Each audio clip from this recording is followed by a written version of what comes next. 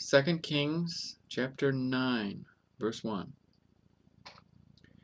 And Elisha the prophet called one of the children of the prophets, and said unto him, Gird up thy loins, and take this box of oil in thine hand, and go to Ramoth Gilead.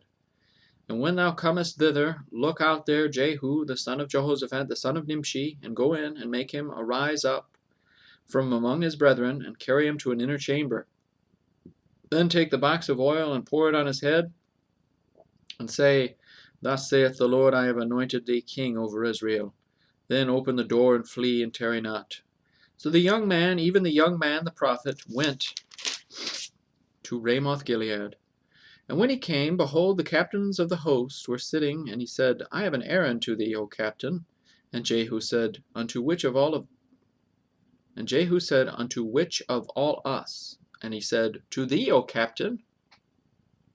And he arose and went into the house, and he poured the oil on his head, and said unto him, Thus saith the Lord God of Israel, I have anointed thee king over the people of the Lord, even over Israel. And thou shalt smite the house of Ahab thy master, that I may avenge the blood of my servants the prophets, and the blood of all the servants of the Lord, at the hand of Jezebel. For the whole house of Ahab shall perish, and I will cut off from Ahab him that pisseth against the wall, and him that is shut up and left in Israel. And I will make the house of Ahab like the house of Jeroboam the son of Nebat, and like the house of Baasha the son of Ahijah. And the dogs shall eat Jezebel in the portion of Jezreel, and there shall be none to bury her. And he opened the door and fled. Then Jehu came forth to the servants of his lord, and one said unto him, Is all well? Wherefore came this mad fellow to thee? And he said unto them, Ye know the man and his communication. And they said, It is false. Tell us now. And he said, Thus and thus spake he to me, saying, Thus saith the Lord, I have anointed thee king over Israel. Then they hasted, and took every man his garment, and put it under him on the top of the stairs, and blew with trumpets, saying, Jehu is king. So Jehu the son of Jehoshaphat, the son of Nimshi, conspired against Joram. Now Joram had kept Ramoth Gilead, he and all Israel, because of Hazael king of Syria. But King Joram was returned to be healed in Jezreel of the wounds which the Syrians had given him when he fought with Hazael king of Syria. And Jehu said, If it be your minds, then let none go forth nor escape out of the city, to go to tell it in Jezreel. So Jehu rode in a chariot and went to Jezreel, for Joram lay there, and Ahaziah king of Judah was come down to see Joram.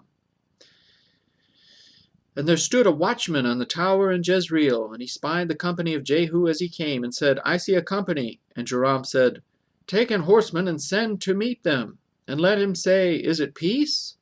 So there went one on horseback to meet him, and said, Thus saith the king, Is it peace? And Jehu said, What hast thou to do with peace?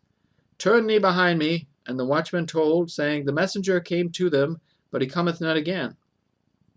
Then he sent out a second on horseback, which came to them, and said, Thus saith the king, Is it peace? And Jehu answered, What hast thou to do with peace? Turn thee behind me. And the watchman told, saying, He came even unto them, and cometh not again, and the driving is like the driving of Jehu the son of Nimshi, for he driveth furiously. And Joram said, Make ready in his chariots. Let's restart. 21. And Joram said, Make ready! And his chariot was made ready.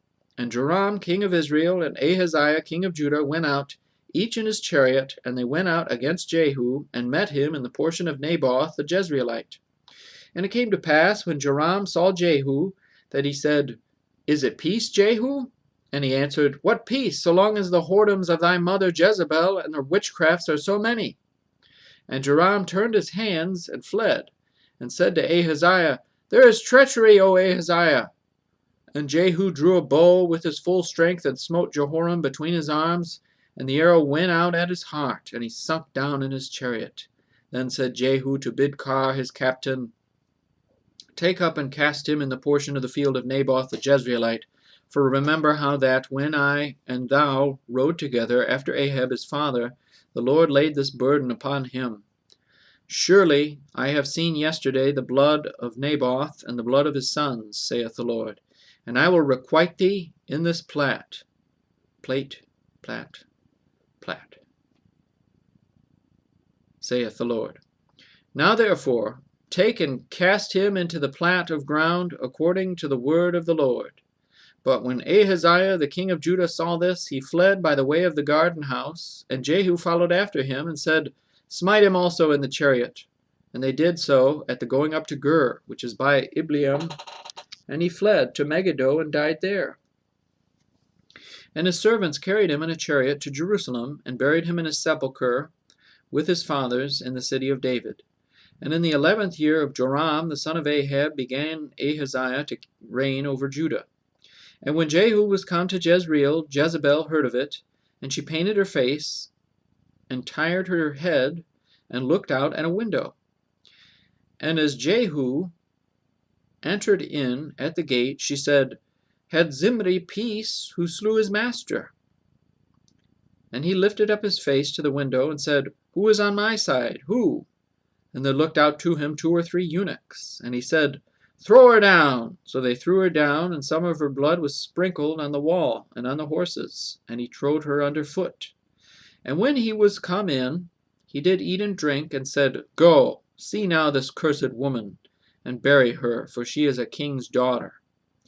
And they went to bury her, but they found no more of her than the skull and the feet and the palms of her hands. Wherefore they came again and told him, and he said, This is the word of the Lord, which he spake by his servant Elijah the Tishbite, saying, In the portion of Jezreel shall dogs eat the flesh of Jezebel, and the carcass of Jezebel shall be as dung upon the face of the field in the portion of Jezreel, so that they shall not say, This is Jezebel.